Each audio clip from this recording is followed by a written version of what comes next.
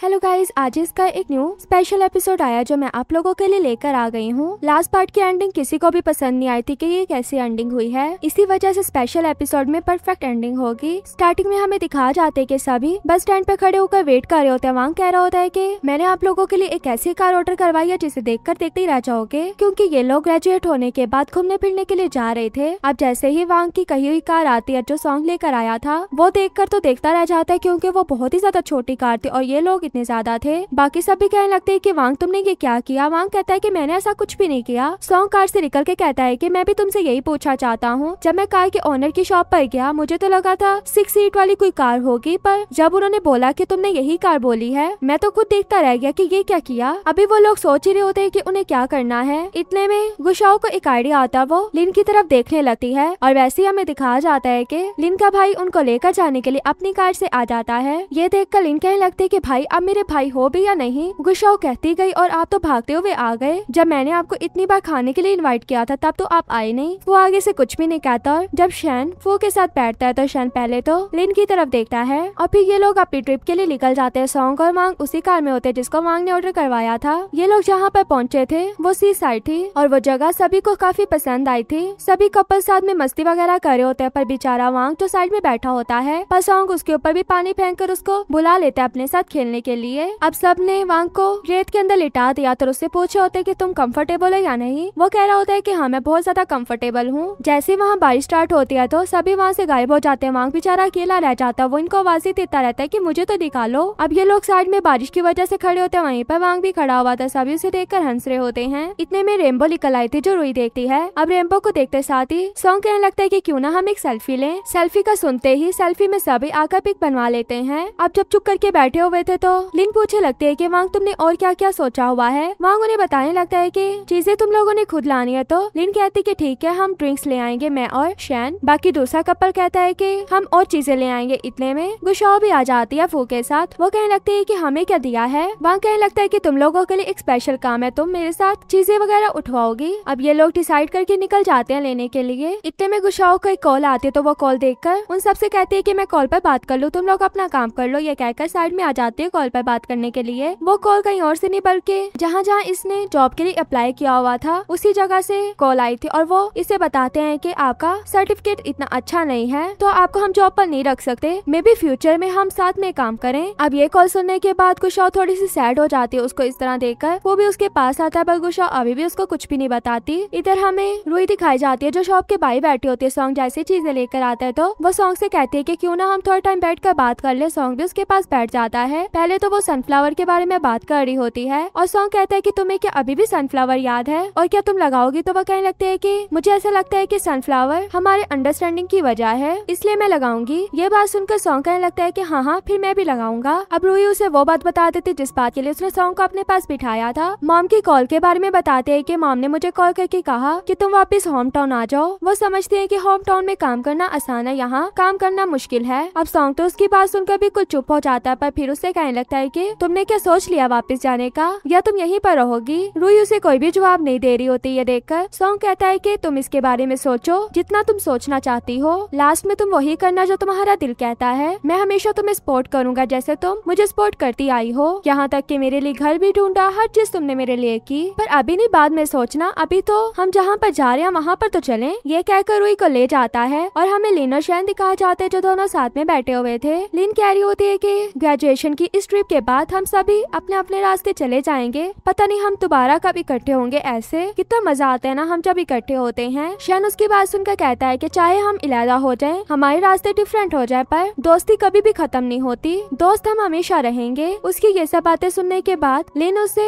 कुछ बताने लगती है तो इतने में दूसरी साइड से वांग की आवाज आ जाती, जिसे सुनकर दोनों वांग के पास चले जाते हैं। अब सभी समुद्र के सामने आकर खड़े हो जाते हैं और वांग कहता है कि यहाँ पर जो भी बात बोली जाए वो पूरी होती है। तो वांग भी एक विश करता है। यही देखकर एक एक करके सभी बारी बारी विश करने लगते हैं। लिन तो ये विश करती है कि मैं हमेशा अपने ऑर्डर पर चलूं, ना कि किसी और के ऑर्डर पर, और बाकी सबकी भी विशेस पूरी हो जाएं। और फिर सभी साथ में कहते हैं कि हम ग्रेजुएट हो गए। अब रात हो जाती है तो एक साथ तो बैठे होते हैं सभी, पर वांग कहने लगता है कि ड्रिंक्स वगैरह करेंगे, ये तो बस बोरिंग काम है, क्यों ना हम कुछ खेलें। तो वांग उन्हें एक गेम के बारे में बताता है कि अगर जिसका हाथ इसमें आ गया वो करेगा जो हम बोलेंगे। अब सभी गेम को खेलना स्टार्ट हो जाते हैं। सबसे पहले फू का हाथ वो वो चीज पकड़ लेती है तो वहाँ कहने लगता है कि तुम हमें थोड़ा सा डांस करके दिखाओगे। अब वो भी उन्हें डांस करके दिखाने लगता है। सभी उसके डांस को देखकर हंस रहे होते हैं। अब जब अगली बारी होती है तो लिन पकड़ी जाती है। लिन को बोला जाता है कि जिनके पास जो भी ड्रिंक्स है वो सब तुम्हें मिक्स करके देंगे और तुमने उस ड्रिंक को पीना है। अब ड्रिंक्स को मिक्स करवाने के बाद वो जैसे ड्रिंक पीने लगती है तो शन उसके हाथ से पकड़ लेता है। कहने लगता है कि इसकी जगह पर मैं पीऊंगा। ये कहकर वो ड्रिंक पी लेता है। अब इसके बाद वांग की बारी आ जाती है। वांग को कहा जाता है कि जो तुम्हारे दिल में है वो बोल दो। वांग भी बता देता है कि मैं वीडियो ब्लॉगर बनना चाहता हूँ, पर मुझे नहीं पता कि सही रास्ता क्या है और मैं बिल्कुल सही रास्ते पे जाना चाहता हूँ। वो ये बात कहते हुए थोड़ा इमोशनल भी हो जाता है। उसको देखकर गुशाओ भी अपनी रिजेक्ट होने वाली बात बता देती है और कहने लगती है कि मेरी लाइफ भी तुम्हारी तरह काफी मुश्किल जा रही है, पर मुझे पता है कि लाइफ जितनी भी मुश्किल हो कभी भी आपको गिव अप नहीं करना चाहिए। हमेशा एक रास्ता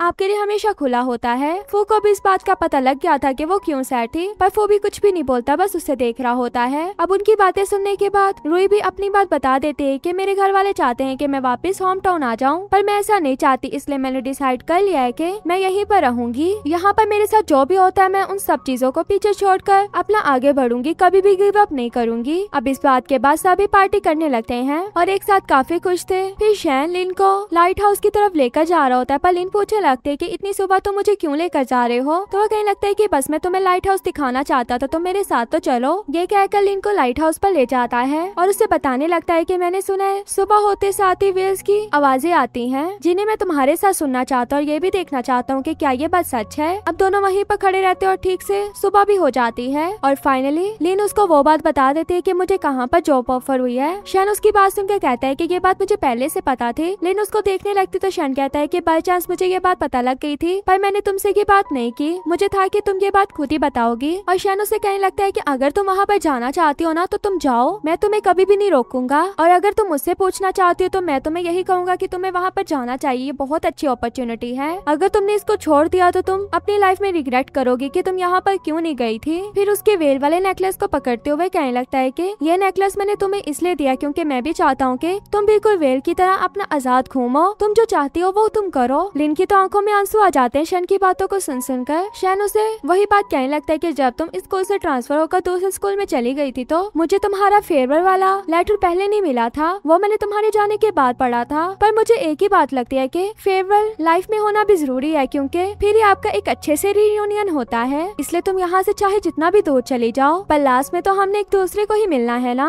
लिन उसकी बातों को सुन सुनकर खुश हो रही होती है। फिर हमें इनके स्टार्टिंग से लेकर लास्ट तक सभी सीन्स को दिखाया जाता है कि किस तरह ये एक दूसरे से मिले थे, इनकी दोस्ती कैसी हुई, उसके बाद लवर्स बने। इन्हीं सीन्स के साथ हमारी इस ड्रामा की हैप्पी एंडिंग हो जाती है। अगर आप लोगों को वीडियो पसंद आए तो वीडियो को लाइक करना और चैनल को सब्सक्राइब भी करना। Okay, bye bye.